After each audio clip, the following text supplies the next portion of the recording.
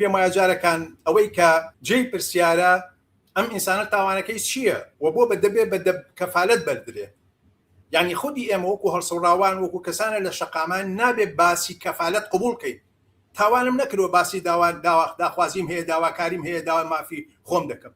ئەگە شتێکم کردووە لە دەرەوەی یاسا و ڕێسا بەهەرحاڵ دەکرێت ئیسپاتی کەی بۆ کۆمەلگا و لە پرۆسێکی یاساییە بە منی بسەلمێنێ ئەو کارە کردووە.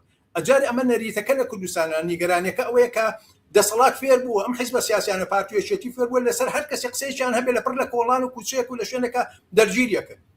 بەبەوە شارستانیەتیان تیابێ ئەگە شکاتتان هەیە، ئەگەر ناڕزایەتیتان هەیە، ئەگەر حەتی شتێکتان هەیە لەسەر هەر کارێکتەر و ڕێکخرا و لایەنێک ئاگاداریکەنەوە، ئاسایی شەنێرە هەر کەسێکەنێ ئاگاداریکەنەوە، نەک لە کوچە و کۆڵان و لێرۆ لێیا بیگرن. ئەمەی شەکە لەو مخالەفەتانەی کە دەسەڵات و ئەم دەسەڵاتە خۆی بەهەرحاڵ پەرەی پێداوە. دووهەمیشەوەیە ئەگەر ئەم کەسە تاوانبارە، یعنی دلیلەکەی چییە تۆ ئەتوانی ئەمڕۆ ئەو بە کەفالەت بەریە، کەفالەتەکەش خۆی چییە باشە بەهەرحاڵ.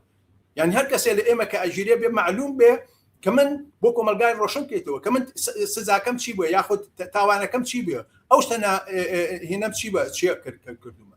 ئەزانم لەسەر داوای دووسێ مەلا ئەم کارەیان کردووە، ئەوان عادەتیانە حەتشی گەزەر و گوزەرشی کۆمەلگا هەیە بەهەرحاڵ نیگەرانیەکی هەبێ ئەمانە گەورەکەنەوە لە شوێنێکیشان مەلاگەلێک هەیە کە بەهەرحاڵ بە هەموو شتێکەنە بەهانەی ناڕزایی دەربڕین و بەدادگاییکردنی کەساتی و شخصیات و هەڵسوڕاوانی بەتابەتی ژنان دەفەتە کاتەوە. یعنی خودی ئەم حکومەت و دەسەڵاتە زەمینەی هێرش و حەملە پێکردن و بێحورمەتیکردین بە کەسایەتی و بە کارکتەر و بە هەڵسوڕا و کەسانی لە بواری هەڵسوڕاون لە بواری ژنانە بکاتەوە. بۆیە بە بڕای من ئەمە نابێت لە خەڵکی کوردستان، نابێت لای هەڵسوڕاوان، نابێت لای ڕێکخراوەکان بازی بەسەرا بدەین. ئەمە بیبیکەن بە قەزێکی زۆر گەورە کە حکومەت و دەسەڵات تەنانەت لەوەش بەرپرسیار بکەین کە لەسەر چ بنەمایەک بەهەرحاڵ کەسێک و هەڵسوڕا و کارکتەرێکە کڕێکە تاوانی ئەوەیە کە باسی ئازادی و بەرابەری و حرمەت و کەرامەتی ئینسانەکە.